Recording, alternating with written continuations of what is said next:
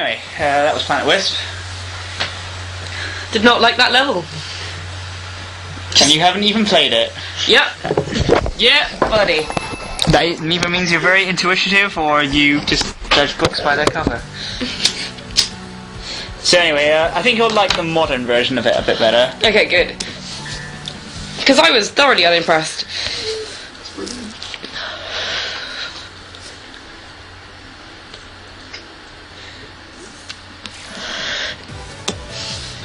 It's hard to say because I haven't played the original. Yeah. This looks a bit nicer, like less clunky. I think it might be partly because I haven't got any, prior connection to this particular level. You know what I mean? There's no memories there. Yeah. The other ones, we've got memories. This one's just... it's alright, isn't it? But I do find it quite bland all the same anyway. Yeah. I think it's the last level, like it should be... Yeah, actually that is the thing, it's the last level of the game. You expect it to be a bit more like omnibus, usually with the last level you get something a bit epic, like... Yeah, really epic. Like fire, or in Sonic's case, usually it's like all mechanical machines where Sonic's like invading upon like... it just seems a bit too tame. Yeah. Yeah, there's some weird purple shit. Don't know what it is. Ever find out what that weird purple shit is? No, not really. Oh, there we go. I think it's just water or something. Purple water. Oh, yeah. Well, there was purple water and chemical plant zones, so I don't know why you're being all... No, but, like, that's about the most threatening thing there is here. Yeah. It doesn't look very dark.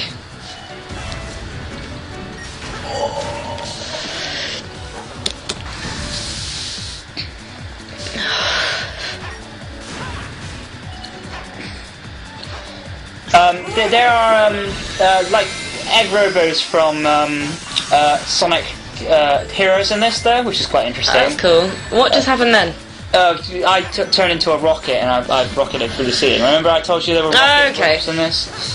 The wisps are the names of the creatures that you collect in this game.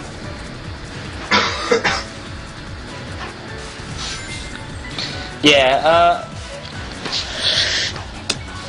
so anyway, I don't know why they've included old badniks in this level. I'd like to find out though. But it's pretty cool that they have, to be honest. Yeah, it at least gives it a bit of... I don't know, I'm just not impressed by it. Yeah. I can imagine it's quite dull to play. It is quite dull to play if you ask me. The best bits are the bits where you're on this moving cart thing in the air that's going to come up later on. Okay. They're probably the funnest, the most fun you ever play in this level, but as a general rule, it's not...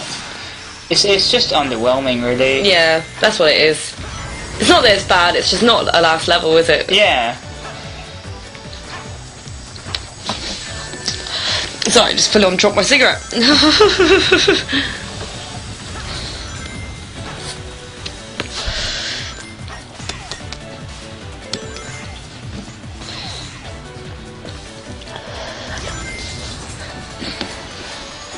I can't believe you didn't know that you turned into a werehog in Sonic Unleashed. I had no idea. That was like the entire deal. I obviously did not play that game. I played like one level. It was like a beat-em-up style gameplay when you turn into the werehog. Weird! Yeah. Sonic is a beat-em-up. Yeah. So anyway, this is the bit where you're on the rolling cart things. It's a bit slow, but it's quite fun. See, I've been introduced to Boost now. I never want to go back. Yeah. Once you go Boost, you never go back. Doesn't quite work.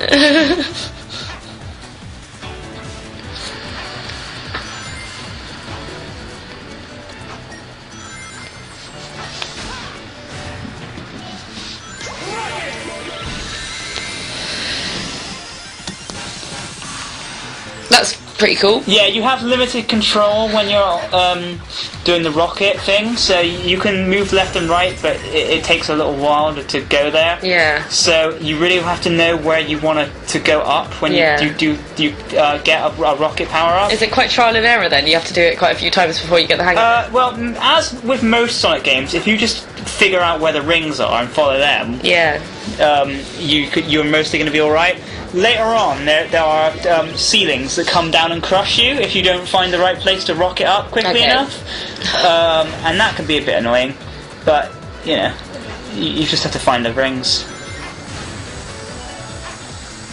Of course, if you collect the rings without knowing that you have to find the rings, then you're pretty screwed.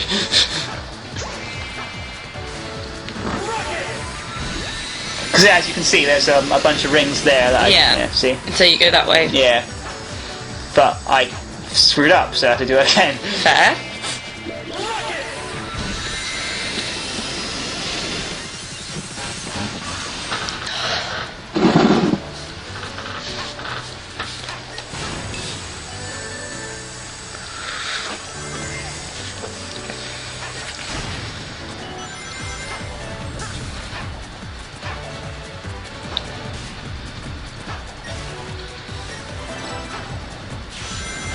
It kind of reminds me of Launch Base Zone, this level. What's Launch Base Zone? The final level of Sonic 3. Ah, okay. Yeah.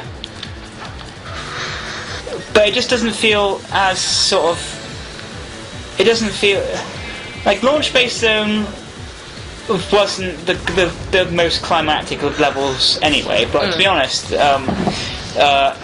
with Sonic 3, Sonic 3 was supposed to be part of the same game as Sonic 3 and Knuckles anyway, as Sonic and Knuckles anyway, so you can kind of excuse them for that, but although Sonic Launch Base... I remember that, didn't you have to like put it in the top of it? Yeah, you did have to put it in the top of that, because that was like the complete game, both of them together.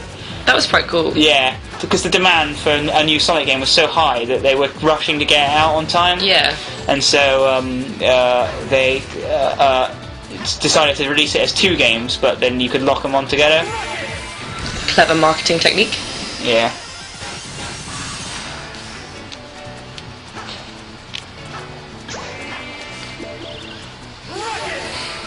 And locking it on with Sonic 2, obviously, it also let you play as Knuckles. That's cool. Yeah. It's annoying that you can't play as Knuckles in Sonic 1 though, but the problem there was that the colour palette was wrong for Knuckles to appear in Sonic 1, so they couldn't have him appear there. But if you ask me, though, they should have just changed his colours around a bit and just... Yeah.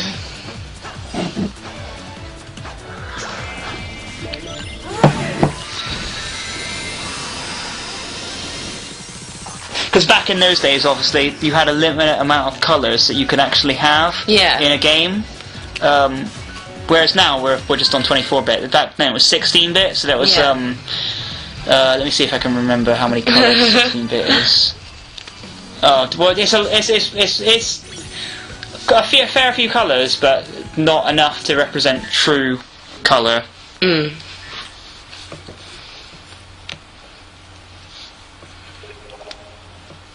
I remember that 8-bit is 256 colours there.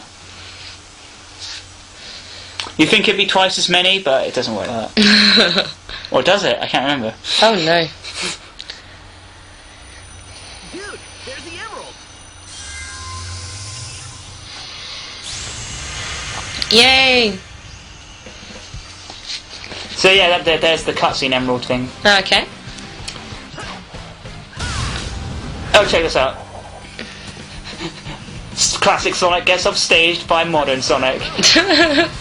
and classic Sonics were like, what the fuck? Oh no, he liked it. Yeah. At least he wasn't bitter in defeat. Yeah, no, that's cool. There's Charmy. Okay. A character who is deliberately annoying. Okay. Interesting. Watch Sonic's reaction in a sec. Oh, Jesus. And then Sonic's just like... You're a dickhead. Yeah, pretty much.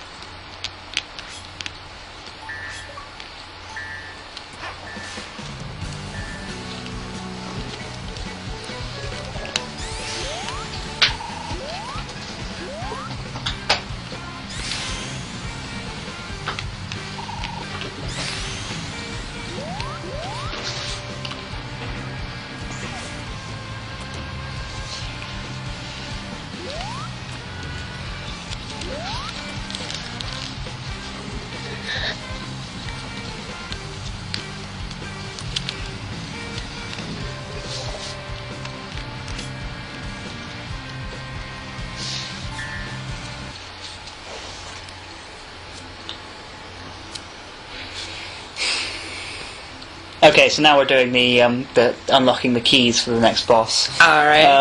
I like these levels. This is, I think I'm doing a ring challenge here.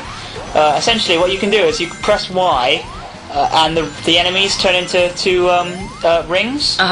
But you're on a time limit, and you have to finish the level with a certain number of rings. Okay. So essentially, you've got a limited amount of times that you can turn enemies into rings, yeah? Yeah. So you basically have to use them wisely to get past enemies without getting hurt. Yeah. But also get rings if you're running low. Yeah. By the way, those seesaws with the spikes on them, those are quite a lot like... Yeah, those are quite a lot like the ones in Starlight Zone. Yeah, I was going to say... Also in Hilltop Zone. Oh, yeah. And those big spinny things remind me of the spinny things in Carnival Night Zone. I remember liking Carnival Night Zone. That was the one with the drum puzzle, though. Wait, did I like Carnival Night Zone? Casino Night Zone. That's the one. I love that one. But that's not the same one. Yeah. Carnival Nights, Carnival Zone, yeah. So how many rings do you have to get? You have to have 100 rings. You have to have 100 rings. No, I think you have to have 50.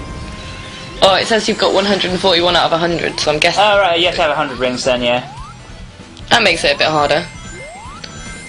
100 rings are hard to keep on to be fair. Yeah, fairly hard. But not for me. How's that ego going, Mike? Oh, watch in a sec though, I fuck up loads on the Planet Whist level, because I'm just like, oh god damn it, I don't like this level, why do I have to do good at it? Fair enough.